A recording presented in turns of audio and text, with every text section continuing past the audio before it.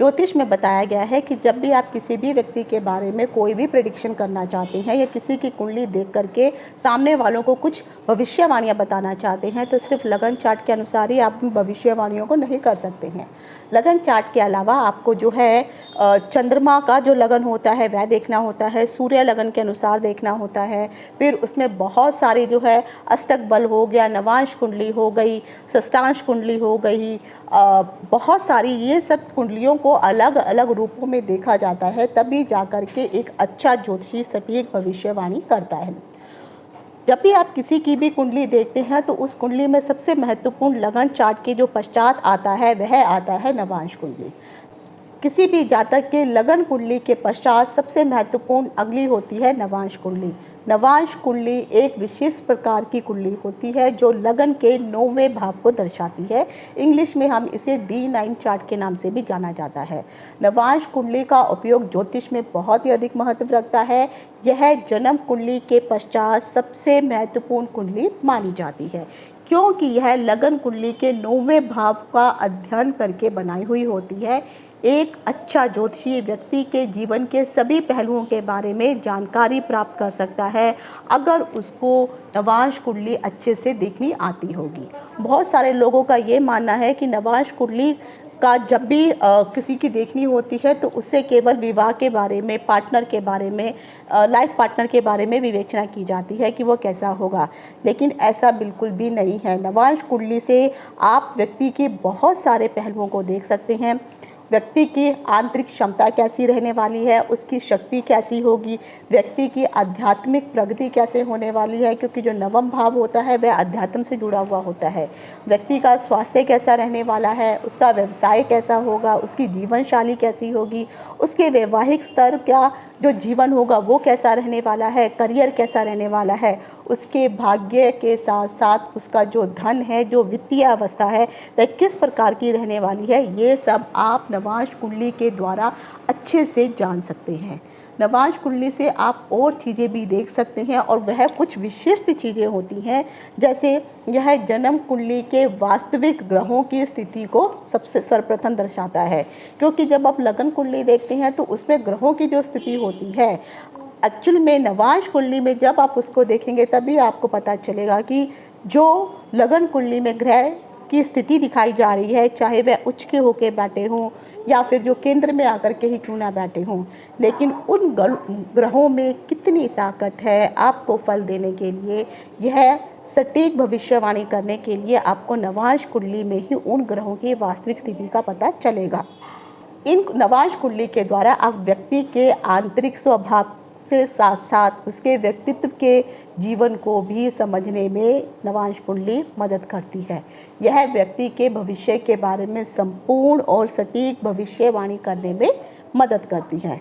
नवांश कुंडली जो 9वां भाग होता है इसका अध्ययन करना हालांकि एक जटिल प्रक्रिया है, केवल अनुभवी ज्योतिषी जो होते हैं वह इसका अध्ययन करते हैं और उसके पश्चात वह उस जातक के बारे में भविष्यवाणियाँ करते हैं। नॉट ओनली जातक बल्कि चाहे आप संसार के बारे में देख लीजिए या किसी भी सब्जेक्ट को लेकर के देख लीजिए, जब तक आप इन सब की कैलकुलेशन नहीं करेंगे एक सटीक भविष्यवाणी करना संभव ही नहीं हो पाता है। नवांश कुंडली से लगभग आप सभी प्रकार के प्रश्नों का उत्तर आसानी से जान सकते हैं, चाहे वह शिक्षा से संबंधित हो, व्यवसाय से संबंधित हो, विवाह से संबंधित हो, माता पिता से जुड़ा हुआ प्रश्न हो, आपके संतान से जुड़ा हुआ प्रश्न हो, आपके भाग्य से जुड़ा हुआ प्रश्न हो, इन सभी चीज़ों का अध्ययन आप नवांश कुंडली के द्वारा कर सकते हैं। आज के इस वीडियो में मैं आपको बताने वाली हूँ कि जब भी आप किसी की नवांश कुंडली देखते हैं तो नवांश कुंडली में जो ग्रह लगन कुंडली में बैठे हुए हैं, जो भी ग्रह जिस राशि में बैठे हुए हैं, अगर नवांश कुंडली में वही ग्रह उस ही राशि में बैठे हुए हों लेकिन किसी भी भाव में आकर के बैठे हुए हों तो ऐसे ग्रहों को हम वर्गोत्तम ग्रह के नाम से जानते हैं। वर्गोत्तम ग्रह जो होते हैं वह लगन कुंडली में एक अत्यधिक जो है शक्ति प्रदान कर देते हैं उन ग्रहों के अंदर, चाहे वह ग्रह किसी त्रिक भागों में बैठे हों, हाउस ऑफ सोरो में बैठे हुए हों, चाहे वो काम त्रिकोण में हो, मोक्ष त्रिकोण में हो, धन त्रिकोण में हो, वहाँ पर भी ये ग्रह जो हैं अगर वर्गोत्तम बन जाते हैं तो कहीं ना कहीं अपना शुभ प्रभाव देने लगती हैं। अगर कोई ग्रह कुंडली में नीच का होकर के भी बैठ जाता है, किसी अशुभ भाव में भी हो बैठ जाता है, लेकिन अगर कुंडली में यह ग्रह वर्गोत्तम हो करके कहीं अन्य शुभ भावों में अगर बैठ जाता है, तो कहीं ना कहीं यही जो ग्रह होते हैं आपकी ज़िंदगी को बदल देने वाले होते हैं। तो ऊपरी तौर से जब आप लगन कुंडली देखेंगे तो उसका भविष्य आप नॉर्मल लगन कुंडली के अनुसार कुछ और पता चलेगा, लेकिन जब आप डीप एनालाइज करेंगे तभी जाके आपको समझ में आएगा कि जो लगन कुंडली बता रही है एक्चुअल में वो चीज़ जातक को मिलेगी या नहीं। वह सिर्फ जो है नवांश कुंडली में बैठे हुए अगर वर्गोत्तम ग्रह वहाँ पर है तो कहीं ना कहीं सोने पे सुहागा वाली बात हो जाती है। तो आज की इस वीडियो में मैं आपको बताने वाली हूँ कि जितने भी ग्रह हैं, अगर ये सब नवग्रह वर्गोत्तम ग्रह में बदल जाते हैं तो आपको इसका क्या फल प्राप्त होता है। 9 ग्रहों में से जो भी 9 ग्रह हैं, याद रखिए इन सबके कार्य तत्व तो सेम रहेंगे ही रहेंगे, लेकिन जब ये वर्गोत्तम हो जाते हैं तो इनमें कुछ चेंजेस आ जाते हैं और कुछ शुभता बढ़ जाती है। तो वह शुभता कैसी होती है, चाहे वह कुंडली के किसी भी भाव में आकर के क्यों ना बैठे हों, तो वो क्या फल देते हैं, इन सभी चीज़ों की जानकारी लेकर के मैं डिम्पल शानिल्या ज्योतिष सत्य ज्ञान सागर के माध्यम से अपने सभी नए और पुराने दर्शकों का हार्दिक स्वागत करती हूँ। नमस्कार। जय हो शंकरा आदिदेव शंकरा, तेरे जाप के बिना चले ये सांस किस तरह। मेरा कर्म तू ही जाने, क्या बुरा है क्या भला, तेरे रास्ते पे मैं तो आंख मूंद के चला। तेरे नाम की जोत ने सारा हर लिया तमस मेरा। नमो नमो शंकरा भोलेनाथ शंकरा रुद्रदेव हे महेश्वरा। कुंडली के वर्ग चार्ट के पश्चात सबसे महत्वपूर्ण नवांश कुंडली को माना जाता है। लगन कुंडली अगर आपके शरीर को दर्शाती है या आपका शरीर उसको मान लिया जाए तो नवांश कुंडली उसकी आत्मा कहा जा सकता है। इसमें कोई अतिशयोक्ति नहीं होगी, क्योंकि इसी से ही ग्रहों के फल देने की क्षमता का आसानी से आप कैलकुलेशन कर सकते हैं, अध्ययन कर सकते हैं। आपको पता चल जाएगा कि लगन कुंडली में ग्रह जो दर्शा रहे हैं तो क्या सचमुच में वह उतने पावरफुल है या नहीं। कुंडली का फलादेश करते वक्त किसी भी ज्योतिषी को नवांश कुंडली का सही से आकलन करना जरूर चाहिए, क्योंकि बिना नवांश कुंडली के आकलन किए हुए आप सटीक भविष्यवाणियाँ किसी के भविष्य के बारे में बिल्कुल भी नहीं कर सकते हैं। तो सही फलादेश चाहते हैं तो आपको नवांश कुंडली के बारे में जानकारी होना अत्यंत आवश्यक है। ज्योतिष के अनुसार जिस भी जातक के ग्रह नवांश कुंडली में अगर वर्गोत्तम स्थिति में आ जाते हैं तो कहा जा सकता है कि जो ऐसी कुंडली है कहीं ना कहीं मजबूत कुंडली मानी जाती है, क्योंकि ऐसा जातक जो है शारीरिक रूप से, मानसिक रूप से अपने स्वास्थ्य को भी मजबूत बनाता है। इसके अलावा व्यक्ति के व्यक्तित्व को लेकर के और लगन में स्थित जितने भी ग्रह हैं उन सब के अनुसार वह अच्छा और शुभ फल प्राप्त करने वाला वह जातक होता है। इसी प्रकार ग्रहों के अलग अलग वर्गोत्तम होने पर अलग अलग ग्रह अलग अलग रूप से अपना फल प्रदान करते हैं। तो सर्वप्रथम मैं आ जाती हूँ जिसे हम नव ग्रहों में राजा की संज्ञा देते हैं। तो सबसे पहले आता है सूर्य ग्रह। अगर आपकी कुंडली में सूर्य वर्गोत्तम है, वर्गोत्तम में एक बार फिर से बता देती हूँ, मान लीजिए किसी की कुंडली में किसी भी लगन की हो, अगर सूर्य जो है मेष राशि में आके बैठ गया है तो मेष में सूर्य उच्च का हो जाता है, वह 12 भावों में से कहीं पर भी आकर के बैठा हुआ क्यों ना हो।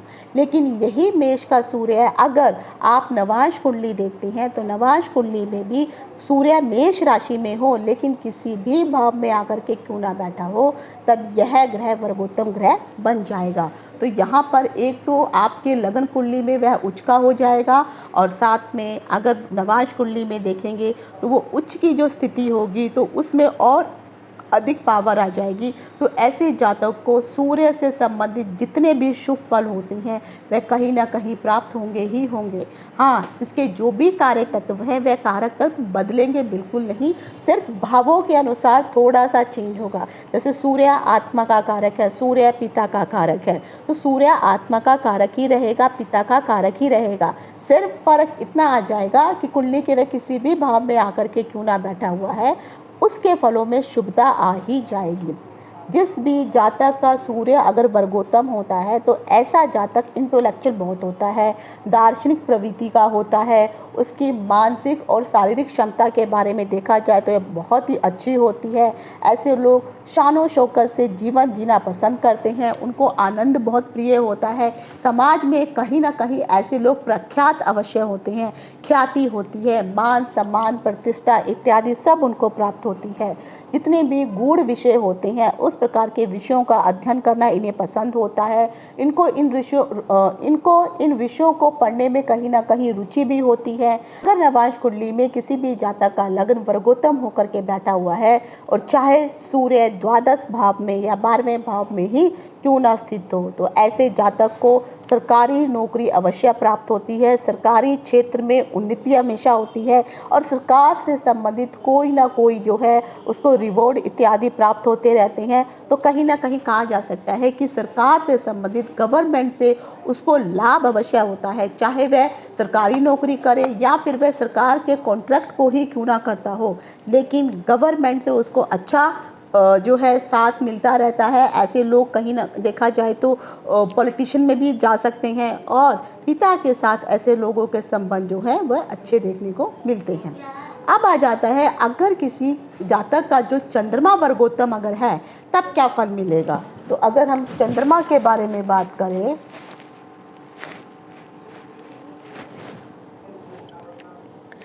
चंद्रमा क्योंकि मन का कारक है, चंद्रमा जिन भी जातकों का जो है अगर वर्गोत्तम होता है तो सर्वप्रथम चंद्रमा का जो संबंध है माता के साथ माना जाता है। तो ऐसे जातक माता के भक्त कहे जा सकते हैं। यहाँ पे माता मतलब आपकी जननी के बारे में बात की जा रही है। तो आपका माता के साथ बहुत अच्छा लगाव होता है, कहीं ना कहीं माँ भी आपके साथ उतना ही अच्छा स्नेह और संबंध बना के रखती है जितना आप उनके साथ बना के रखते हैं। इन लोगों की जो स्मरण शक्ति होती है, जो याददाश्त होती है, ये बहुत अच्छी और बहुत तेज होती है। ऐसे लोगों की आई साइट भी अच्छी होती है। ऐसे लोग बुद्धिमान के होने के साथ साथ होशियार भी बहुत होते हैं। एक चीज़ इनमें ये सबसे अच्छी खास बात ये होती है कि किसी के साथ किसी भी प्रकार का भेदभाव करते ही नहीं है और ना ही इनके मन में ये विचार आता है कि ये छोटा है, बड़ा है, ऊंचा है, नीचा है। तो इस प्रकार का भेदभाव ऐसे व्यक्ति कभी भी नहीं करते हैं। सभी के साथ समानता का व्यवहार रखने वाले होते हैं, एक समान व्यवहार रखते हैं और सबके साथ जो है इनका जो मन कहीं ना कहीं से बन जाता है। देखा जाए तो ऐसे जातकों के साथ अगर आप बैठते भी हैं तो ये ध्यान से आपकी बात को सुनने वाले होते हैं और कहीं ना कहीं ये जातक जो है आपकी मन की भावनाओं को आराम से समझ भी जाते हैं। ऐसे जातकों को देखा जाए तो अपनी चाहतों को वह अच्छे से समझते हैं पर दूसरों की चाहतों की भी वह रिस्पेक्ट करते हैं, उनकी भावनाओं को भी वह समझने वाले होते हैं। लेकिन जब वह अपनी चाहत के बारे में देखते हैं तो उसको प्राप्त करने में कहीं ना कहीं वह लालायित होते हैं, तत्पर रहते हैं। उनको जो चाहिए वह उस चीज़ को प्राप्त अवश्य कर भी लेते हैं। नवांश कुंडली में अगर यही ग्रह वर्गोत्तम होकर के बैठा होता है और लगन में अगर आकर के ये बैठ जाए और कहीं पे द्वादश भाव में चंद्रमा आकर के भी बैठा हुआ हो तो ऐसा व्यक्ति विदेशों से लाभ अवश्य प्राप्त करता है। ऐसे व्यक्ति का व्यवसाय जो होता है बहुत अच्छा होता है। लेकिन अगर वह जल से जुड़ा हुआ व्यवसाय करता है या चंद्रमा से संबंधित जो वस्तुएं हैं उनका भी अगर वह व्यवसाय करता है तो उस प्रकार के व्यवसाय में ऐसे जातकों को बहुत ही अधिक सफलता प्राप्त होती है। और अगर चंद्रमा आपका वर्गोत्तम है और अगर आपका जो है व्यवसाय इत्यादि करने का बहुत मन भी है तो आप चंद्रमा से जुड़ी हुई वस्तुएं, चाहे वह दूध डेयरी प्रोडक्ट हो जाए उससे भी संबंधित आप काम कर सकते हैं, शुद्ध साफ जल से संबंधित आप काम कर सकते हैं। और जैसे मैंने कहा द्वादश भाव में भी अगर आकर के चंद्रमा बैठा है तो ऐसे लोग जल से संबंधित जैसे मछली पालन हो गया, इस प्रकार का कार्य भी अगर करते हैं तो उसमें उनको अधिक सफलता प्राप्त होती ही है। और विशेषकर क्योंकि वह द्वादश भाव है तो कहीं ना कहीं विदेश यात्राओं का भाव भी माना जाता है। तो विदेश से संबंधित कोई आयात निर्यात भी अगर आप करना चाहते हैं तब भी आपको इसका फायदा अवश्य होता ही है। अब आ जाता है अगला ग्रह है जिसको हम मंगल ग्रह, यह ग्रहों का सेनापति ग्रह है। जब हम मंगल ग्रह की बात करते हैं तो कहीं ना कहीं ऐसे लोगों में कमांडिंग पावर अवश्य देखने को मिलती है। ये बहुत जल्दी जो है एग्रेशन में आ जाते हैं, बिना सोच समझ के जो है डिसीज़न लेना शुरू कर देती हैं। लेकिन अगर आपकी कुंडली में मंगल वर्गोत्तम होकर के बैठा हुआ है तो कहीं ना कहीं यही मंगल फिर आपके अंदर जो चीज़ें मैंने अभी बताई हैं ये उतनी ज़्यादा नहीं होंगी, वह कम होंगी। ऐसे लोग अपनी बातों से दूसरों को प्रभावित करने वाले होते हैं। उनको पता होता है कि सामने वाले को किस प्रकार से बात करके समझाया जा सकता है, कैसे प्रभावित किया जा सकता है। ऐसे जातक अगर ज्योतिष विद्या सीखना चाहते हैं और उसमें भी रुचि लेते हैं तो कहीं ना कहीं उनके आसपास सराउंडिंग में अगर कोई घटनाएं होने वाली हैं तो पहले से ही इन लोगों को उसका पूर्वाभास होना शुरू हो जाता है। और इनके अंदर ये क्षमता भी होती है कि अगर ये ज्योतिष सीख रहे हैं तो ज्योतिष से संबंधित जो भी प्रेडिक्शन फिर ये करना शुरू करते हैं तो वह सही साबित होने लगती हैं। ऐसे लोग बहुत ही अधिक उत्साही होते हैं एवं हर्षोल्लास के साथ साथ जो है जो ऐसे कार्य डेयरिंग वाले जो कार्य हैं, इस प्रकार के कार्य करने की प्रवृत्ति ऐसे लोगों को बहुत अधिक पसंद होती है। इन्हें किसी का विरोध करना बिल्कुल पसंद नहीं होता है। अर्थात अगर इन्होंने कुछ बात बोल दी है और कोई उस बात का विरोध करता है तो वह विरोध इनको पसंद नहीं आता है। यह अपने ऊपर किसी भी चीज़ का ज़बरदस्ती उसके ऊपर थोपना बिल्कुल भी पसंद नहीं करते हैं। हाँ, अगर आप इनको प्यार से समझाते हैं तो कहीं ना कहीं उन चीज़ों को वह समझते हैं। लेकिन अगर आप उनको प्रेशराइज करेंगे, उनको कमांड करेंगे, क्योंकि ये खुद ही सेनापति है, ये दूसरों को कमांड देते हैं, ये कमांड नहीं लेते हैं। तो वही जो मंगल वाले जो जिनका मंगल वर्गोत्तम है, ऐसे लोगों को किसी की कमांड लेना पसंद नहीं आता है। और ज़बरदस्ती अगर कोई इनके ऊपर चीज़ थोपी भी जाती है या बात थोपी भी जाती है तो वह अनमने मन से हो सकता है रिस्पेक्ट के कारण उस चीज़ को मान लें, लेकिन अंदर से वह उस चीज़ को मानते बिल्कुल नहीं हैं।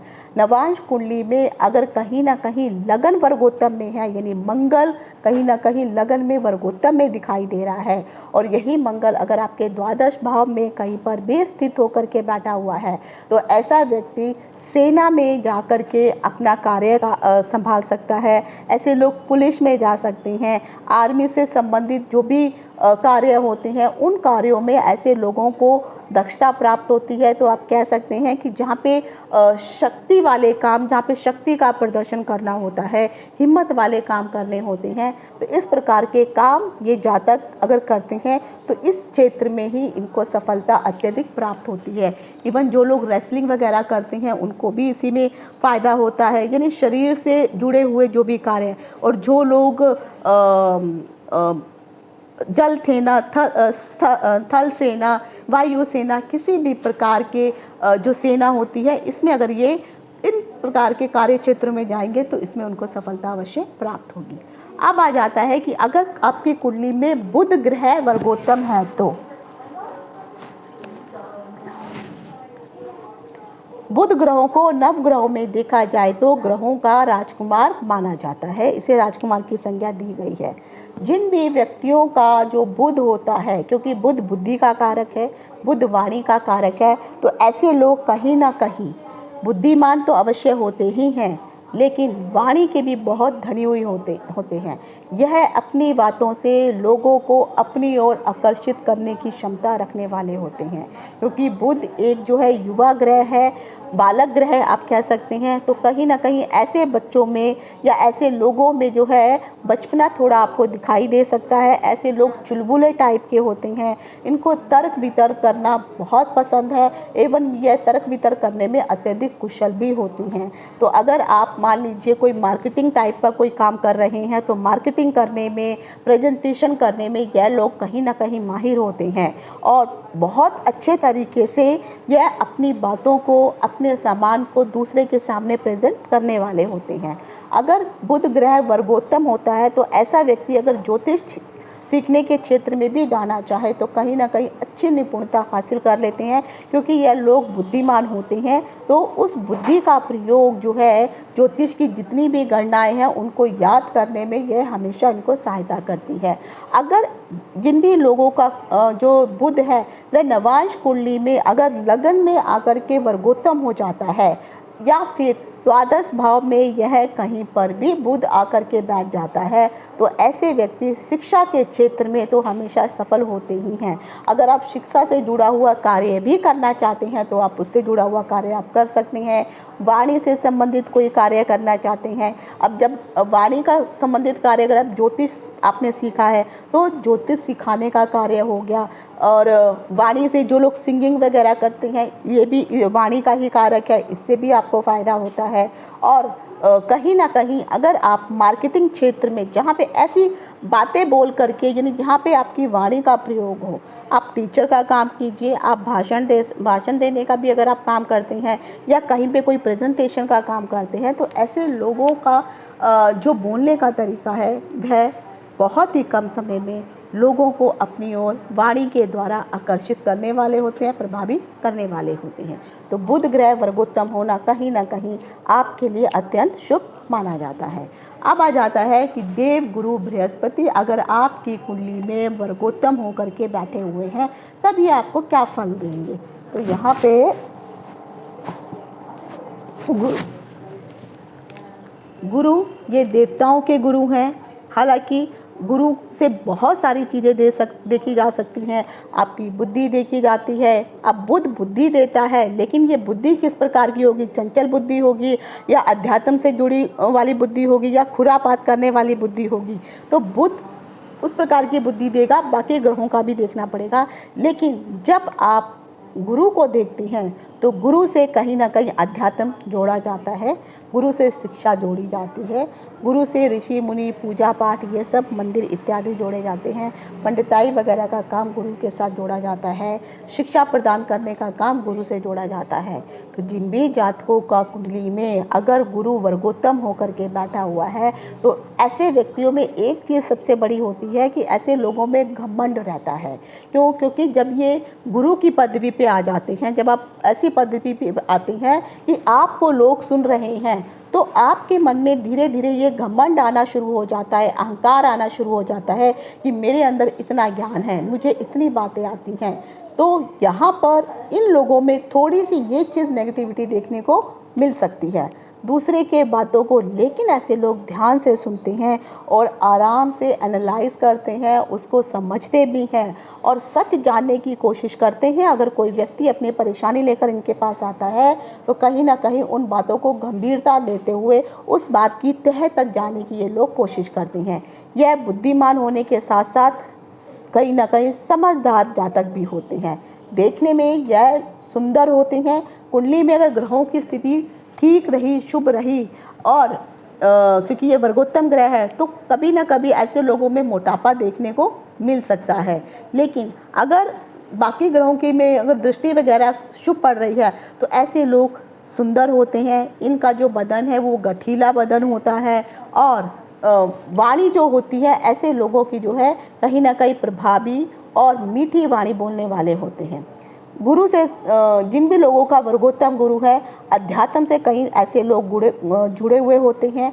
ऐसे लोगों को जो है अध्यात्म से संबंधित चर्चाएं करना, उस प्रकार की गोष्ठियों में जो है जाकर के भाग लेना, साधु संतों के पास उठना बैठना और मंदिरों में जाना, पंडितों के साथ पूजा पाठ या दुआ सलाम हमेशा करके रखते हैं। तो ऐसे लोग जो हैं कहीं ना कहीं ईश्वर के मार्ग को अपनाते अवश्य हैं और अटूट विश्वास होता है उन्हें ईश्वर के ऊपर।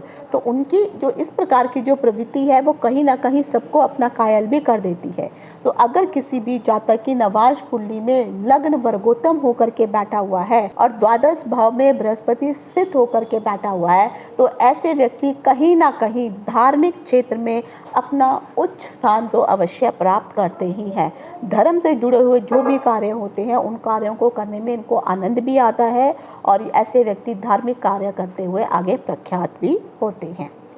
अब आ जाता है शुक्र, जिसको हम लग्जरी का ग्रह मानते हैं, जो स्त्री कारक ग्रह है। अगर किसी का शुक्र वर्गोत्तम होकर के बैठा है तो वो क्या फल देने वाला है। सर्वप्रथम जो शुक्र ग्रह है अगर ये वर्गोत्तम होकर के बैठा है तो ऐसे व्यक्तियों को सौंदर्य से जुड़े हुए चीज़ें बहुत पसंद आती हैं। ऐसे व्यक्ति अपने आप को बन ठन करके रखने वाले होते हैं, शरीर के प्रति अत्यधिक कॉन्शियस होते हैं। ये अपने आप को जो ब्यूटी में ऐसा ढाल के रखते हैं कि इनको ऊपर बेडोल अगर कुछ शेप होती है तो उनको वो पसंद ही नहीं आती है। तो कहीं ना कहीं क्या कह सकते हैं कि शरीर की सुंदरता के प्रति ऐसे लोग विशेष ध्यान देने वाले होते हैं। ऐसे लोग देखने में भी बहुत सुंदर होते हैं। अगर ये लड़का हो या लड़की हो, इनके शरीर का जो शेप होगा वह बहुत ही अच्छा होगा। रंग चाहे कैसा भी हो, लेकिन कहीं ना कहीं देखने में यह लोग अट्रैक्टिव जरूर होते हैं। शुक्र वर्गोत्तम वाले जितने भी व्यक्ति हैं, यह सामने वाले के मन में क्या चल रहा है आसानी से उस चीज़ को पढ़ लेते हैं, समझ में आ जाता है। सामने वाले के एक्सप्रेशन को देख करके ही यह बेहतर रूप से समझ जाते हैं कि सामने वाले की परिस्थिति कैसी है। देखा जाए तो शुक्र ग्रह क्योंकि ज्योतिष से भी संबंधी होता है, तो अगर ऐसे लोग ज्योतिष में भी अगर सीखने में भी इंटरेस्टेड होते हैं तो ये बहुत अच्छे भविष्यवक्ता भी हो जाते हैं। ऐसे लोग क्योंकि अपने शरीर का, खाने पीने का, उसकी सुंदरता का बहुत अधिक ध्यान रखते हैं, तो कहीं ना कहीं ऐसे लोगों का स्वास्थ्य बहुत अच्छा होता है। यह ज़्यादा बीमार नहीं पड़ते हैं, और अगर बीमार हो भी जाते हैं तो उनके अंदर रोगों से लड़ने की क्षमता भी बहुत अच्छी होती है। तो कम समय के लिए बीमार होंगे, लंबे टाइम के बाद बीमार होंगे, अपने शरीर को स्वस्थ बनाए रखते हैं, शरीर में की हर चीज़ की ज़रूरतों को पूरा करते हैं। एक्सरसाइज वगैरह करना, अपने आप को मेंटेन करके रखना, इन लोगों की खासियत कहीं ना कहीं दिखाई देती है। रोगों से लड़ने की क्षमता इनके अंदर बहुत अच्छी होती है, और ऐसे लोग अपने खान पान की तरफ विशेष ध्यान रखने वाले होते हैं, और लग्जीरियस लाइफ जीना, साफ़ सुथरी लाइफ जीना वो बहुत पसंद है। अगर आप इनके घर में भी चले जाएंगे, चाहे इनका घर छोटा सा ही क्यों ना हो, लेकिन इनका घर एकदम जो है साफ़ सुथरा होता है। जो भी सामान होता है वह व्यवस्थित रूप से रखा जाता है। जहाँ पर जिस सामान की जगह है उस सामान को वहीं पर ही रखेंगे। और ख़ासकर ऐसे लोगों का अगर बेडरूम भी अगर आप देखेंगे तो बेडरूम के जो तकिए होंगे, जो बेडशीट वगैरह होंगी, और वहाँ पर जो भी सामान उन्होंने रखा होगा वो कहीं ना कहीं अट्रैक्ट करने वाला होगा। तो ऐसे लोग जो है लेविश लाइफ और साफ़ सुथरा सामान को रखना, सजा करके रखना, ये इन लोगों को बहुत अधिक पसंद आता है।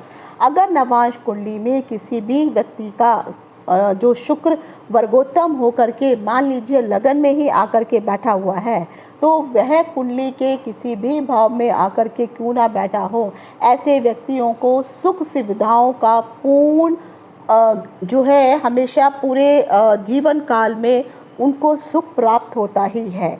यानी वह बचपन से लेकर के बुढ़ापे तक हर प्रकार की सुख सुविधाओं का अनुभव करते ही रहते हैं। तो कहा जा सकता है कि चाहे परिस्थितियां कैसी भी हों, लेकिन वो जो उनके सुख प्रदान करने जो सुविधाएं, सुख और सुविधाएं प्रदान करने वाली जो वस्तुएं होती हैं, वे हमेशा उनके घर में विद्यमान रहती ही हैं। तो पूर्ण जीवन ये एक अच्छी लेविश ज़िंदगी जीने वाले होते हैं।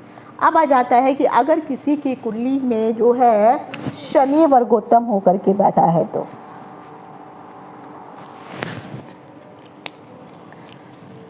जब हम शनि की बात करते हैं, मैंने एक दफ़ा एक कुंडली में जब मैंने विवेचना कर रही थी, उस समय मैंने एक बताया था कि कुंडली में केवल 2 ग्रह ही ऐसे हैं जो जातक को करोड़ोंपति बना देते हैं। तो एक ग्रह होता है वह शुक्र होता है, जो आदमी के पास अपार धन संपदा प्रदान करने वाला होता है, और जो दूसरा ग्रह होता है वह शनि ग्रह होता है।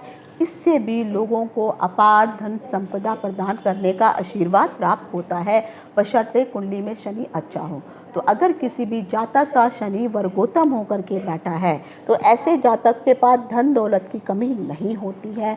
बड़ी बड़ी बिल्डिंगों का कंस्ट्रक्शन करना, बड़ी बड़ी फैक्ट्रियां वगैरह, लोहे का काम, इस प्रकार का काम इन लोगों को बहुत ही अच्छा जमने लगता है। शनि वर्गोत्तम वाले जितने भी जातक होते हैं वह अपने जिम्मेदारियों के प्रति हमेशा सजग होकर के रहते हैं।